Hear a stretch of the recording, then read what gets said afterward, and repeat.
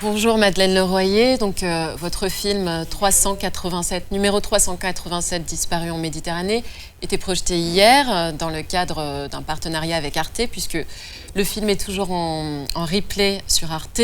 Je voulais savoir comment vous en êtes arrivé à rencontrer toutes ces personnes-là, quelle a été la genèse en fait de ce projet.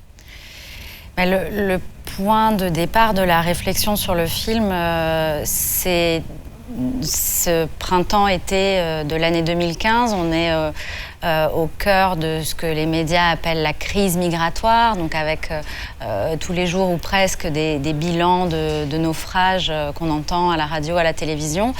Et je me suis demandé ce qu'il advenait des morts, donc des questions en apparence bêtes, c'est-à-dire est-ce que des corps sont récupérés, par qui, est-ce qu'ils sont enterrés, de quelle façon, quelles sont les démarches pour leur famille. Et avec cette intuition que c'était pas la migration qui était en crise, mais probablement notre espace méditerranéen et notre capacité d'hospitalité. Accueillir, oui, effectivement. Donc beaucoup de gens le disent, que c'est une crise de l'accueil.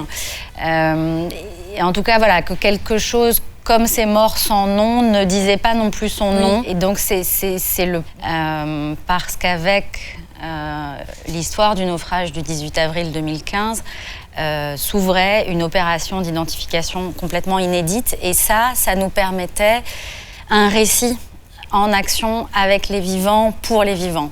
Parce que c'était toute l'ambiguïté aussi au départ, c'était de se dire on veut traiter cette question des morts à nos frontières, mais dans la vie, c'est-à-dire aller vers les vies disparues et vers les vivants qui sont les familles. Parce qu'il faut dire du coup qu'il y a une initiative de renflouer l'épave, ce qui n'est pas toujours le cas. Ce qui est loin d'être toujours le cas, effectivement. Loin d'être le cas. Ouais. Ce qui a donc permis de faire remonter, ressurgir notamment aussi des objets, des photos, des lettres d'amour, voilà, au-delà des restes humains. Bon, moi je dois dire, j'avais assez peur de me lancer dans le visionnage de ce film, voilà, parce que c'est assez dur ce dont il est question, mais je trouve qu'il y a énormément de pudeur. C'est vraiment ce qui fait la force du film. Je trouve que cette retenue, cette pudeur qu'il y a dans les images fait ressurgir finalement en fait les fantômes et fait apparaître ces absences. Il est question à un moment donné de la présence de l'absence. Moi, je voyais justement ces jeunes garçons, leur allure, j'entendais leur voix, etc. Et c'est ça qui, je trouve, parvient à donner l'émotion extrêmement forte, et du coup à mettre encore plus en évidence la violence de cet oubli, de cet anonymat et de cette chose inadmissible en fait, cet collectif oubli, quoi. Voilà, je voulais savoir. Je vous dis merci parce que c'est l'intention, et c'est pas facile de transformer une intention en des images qui respectent ça. Et c'est mon premier film, donc je crois que c'était d'autant plus difficile d'essayer de relever ce pari. C'est évident qu'on voulait absolument pas être dans le macabre ou dans quelque chose de voyeur ou parce que c'est très brutal. En fait, tristement, il n'y a pas besoin d'en rajouter. On parle de 40 000 personnes disparues depuis 1993 sur ce seul naufrage. On sait maintenant qu'ils étaient plus de 1000 à bord du bateau et uniquement 28 survivants. Donc le hors-champ du film, il est extrêmement violent, terrifiant.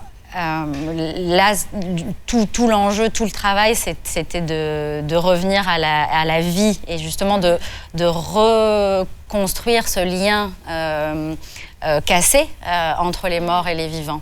Parce que quand on peut se dire mais pourquoi en fait, pourquoi tenter de redonner une dignité à ces morts, après tout ils sont morts, mais les droits des morts sont directement liés à ceux des vivants. C'est précisément toutes ces familles qui savent sans savoir, qui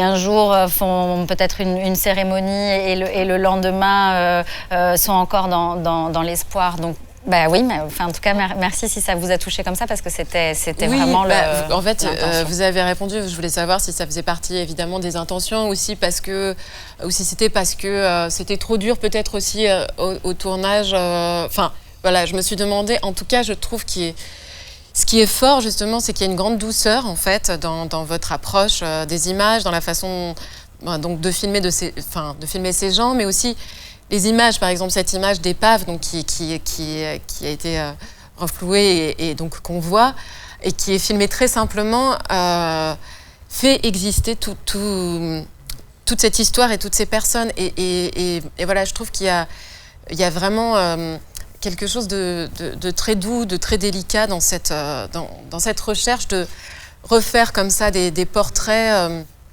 de ces jeunes hommes. Là, ça me touche aussi parce que ça veut dire que vous avez, comme spectatrice, de la place pour faire votre histoire, pour imaginer. Et c'est là où c'est fort, le cinéma documentaire. C'est qu'on peut sans asséner un discours en disant « Regardez, c'est horrible, c'est épouvantable, et vous êtes trop nuls parce que vous laissez faire ça ». On peut justement laisser cheminer et quand je parle de recréer le lien entre les morts et les vivants, c'est aussi recréer le lien entre ces morts et nous, parce que les chiffres, c'est bien commode pour mettre cette réalité à distance. Dans des sociétés qui sont déjà très à distance de la maladie, de la mort, de façon générale. Donc là, si vous me dites que vous les voyez, que vous les imaginez, qui sont présents, c'est le plus beau compliment qu'on puisse me faire. Oui, parce que c'est étrange, parce qu'on se raconte aussi toutes ces histoires. On voit aussi le trajet qui a pu être le leur. Et il y a cette scène aussi vers la fin où il y a en Sicile la chercheuse donc qui essaie de retrouver dans les cimetières des corps qui auraient appartenu à ces personnes. Dans sa quête, se retrouve au milieu d'une cérémonie aussi de ce chant qui est donné et donc qui résonne particulièrement dans cette scène. Est-ce que vous pouvez nous parler de cette scène? Vous l'avez découvert Alors, dans cette scène, donc Giorgia Mirto, qui fait ce travail de recensement des personnes enterrées sous X dans toute la Sicile et le sud de l'Italie, le talon de la botte, elle se rend au cimetière de Palerme pour vérifier la présence de tombes en particulier, et elle découvre, et nous avec elle, que ces corps-là ont été effectivement mis dans des caveaux avec les Siciliens dans un même caveau de famille. Et tout ça se passe et c'est fou parce qu'on s'en était même pas rendu compte. On est allé tourner un jour de Toussaint. Et donc, on rentre dans le cimetière en la suivant. Et là, effectivement, il y a le Va Pensiero de Verdi qui est sublime. Et voilà. Et le gardien de cimetière, avec son fort accent sicilien, lui dit simplement que c'est une pensée pour ceux qui ne sont plus là. Et c'est extrêmement fort. Et en fait, le film, c'est ça. C'est une pensée. C'est ce que j'allais dire. Exactement. Je dis, c'est vraiment ce que donne à voir votre film, c'est-à-dire cette nécessaire en fait pensée pour ceux qui ne sont plus là, dont on a vraiment besoin aujourd'hui. Et voilà, je trouve que votre film à ce propos est vraiment fort. Et je vous remercie infiniment d'être venu en parler. Vraiment merci. Merci beaucoup. Merci pour votre accueil. Merci.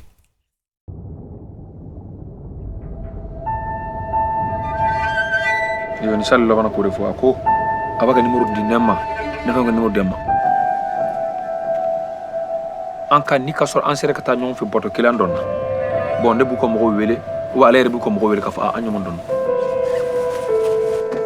C'è qualcuno dentro, ci sono dei resti umani. Devo fornire la risposta per identificare i migranti morti in Europa. Quello è dell'Eritrea. Sì. Faccio la relazione fra i paesi di origine e l'Europa, perché i corpi sono qui, però le famiglie sono là e questo è il problema più importante. 320, 420, 430. Stiva 387. Al 387 abbiamo solo dei disarticolati e il materiale. E hai la chiarezza, la percezione della tragedia e del rischio che corrono queste persone.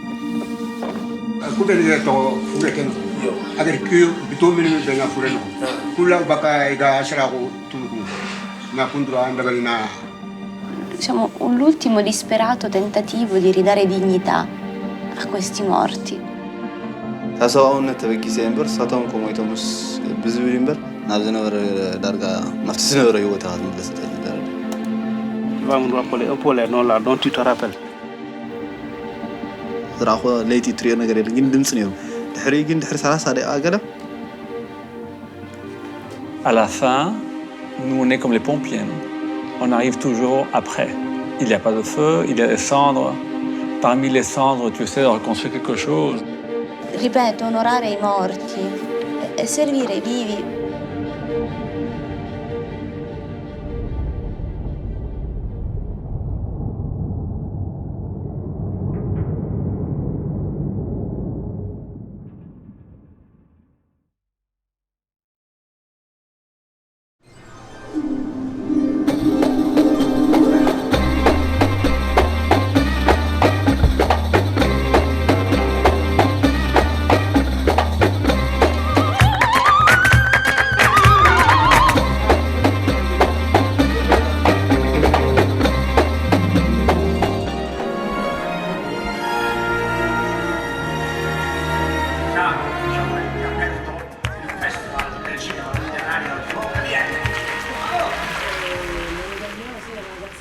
Très politique et aussi